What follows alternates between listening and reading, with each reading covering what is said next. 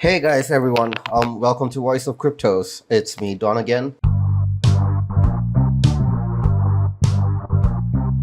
So recently in the United Kingdom, an evaluation was done, right? And this was done by a poll, right, which was polled by Token Ice, right? And about 2,000 people from the United Kingdom were polled, right?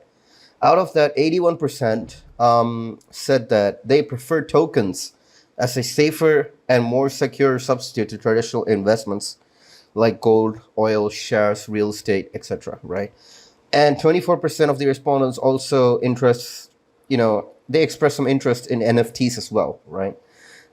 So this is indicating this poll by Tokenize is a bit interesting. It's not a lot of people, right? But again, if you think about this, 2,000 people is still a big sum, and that's how polling works, right? Even medical trials, things like that, they can't do millions, right? I mean, even political polls, they can't, right? They medical trials do about like 100 to 200. Political polls, for elections, things like that, that goes to about 10,000 at the max. So 2,000 is actually a pretty good number. And, this company is known very well for doing such polls and being very fair and unbiased about it. So I think this gives a sort of insight into what investors in the United Kingdom and Europe, right? Because most people in Europe, except for like the Eastern countries, where there's a bit of Russian history, most of the other people from democratic EU nations, all right, as well as Great Britain. This gives an insight into how 81% of the people wanted to, get tokens rather than oil, gold, shares, and real estate, which is something, it's a good insight. It's something huge if you think about it, because oil, gold, this is traditional assets that humanity has been, you know, buying and keeping, and governments for like the beginning of humanity, we've been obsessed with gold, right?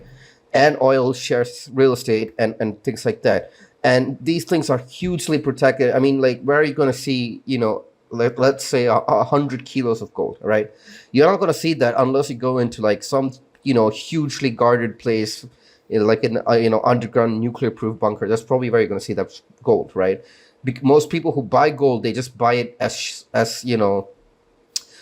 sort of like a share online, where they just buy gold as a commodity. So there'll be a number, but 10,000 equals about 1 kilo, right?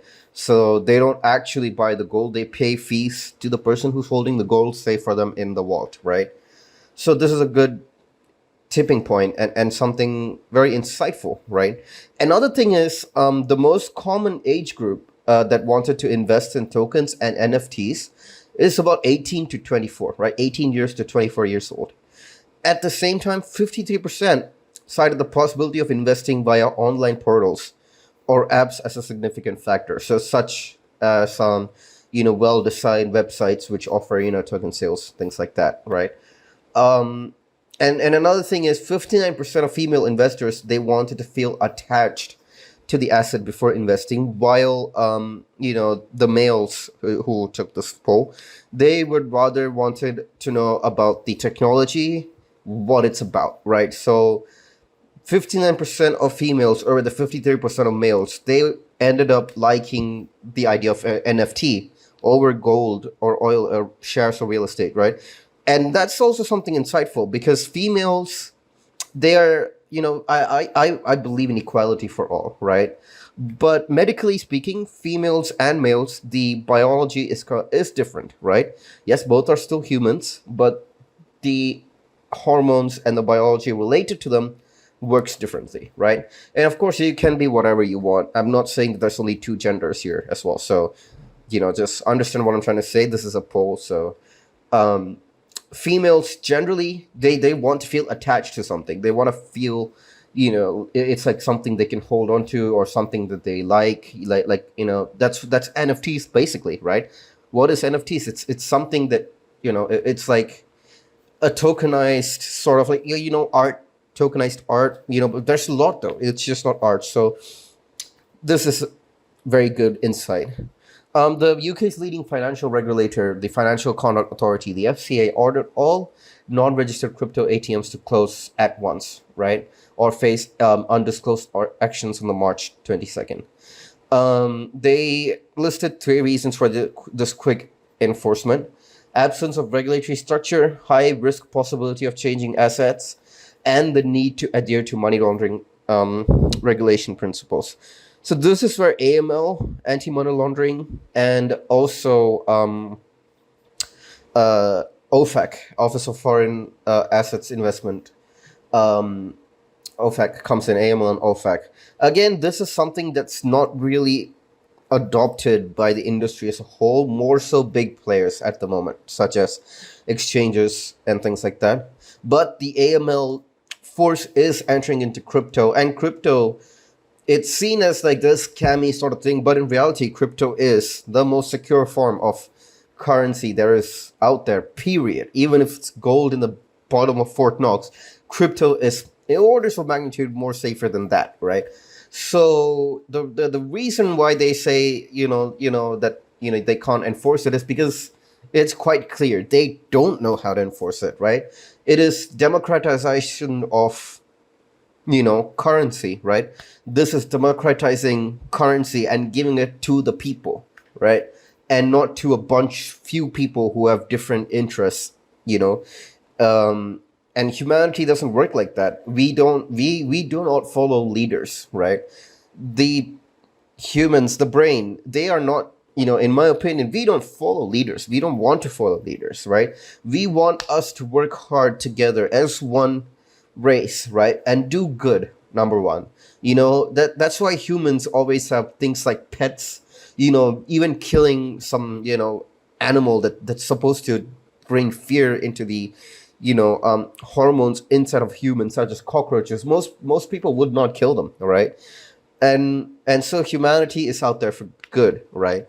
And since this is democratizing it and giving it back to the people, it is up to us, the people, right, to enforce AML and to ensure that this is not used for bad, right? We have to, as a collective society, say no to bad things, money laundering, drug dealing, whatever it might be. As humanity, we should say, we don't want that. Okay, we want to, we want to democratize money, but we also want to ensure that this is only used for good.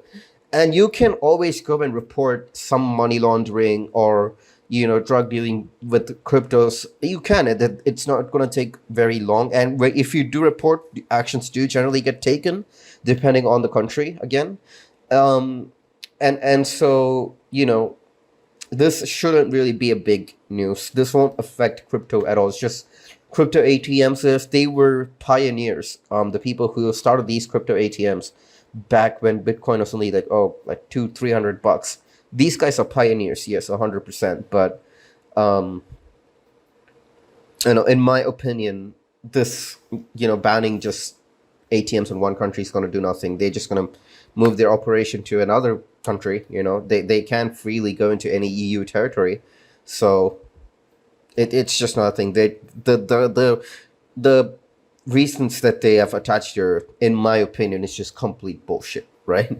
Risk possibility of changing assets and the need to adhere to money laundering regulations. Like, right. No one is going to go in front of an ATM which takes your freaking picture and send crypto into it to take out money. It's not like they're like writing this as some weird box somewhere, right? Like the spy shit where they like stick some money under like a table, and the guy has to see send the Bitcoin and like X. No, this is literally, there's cameras.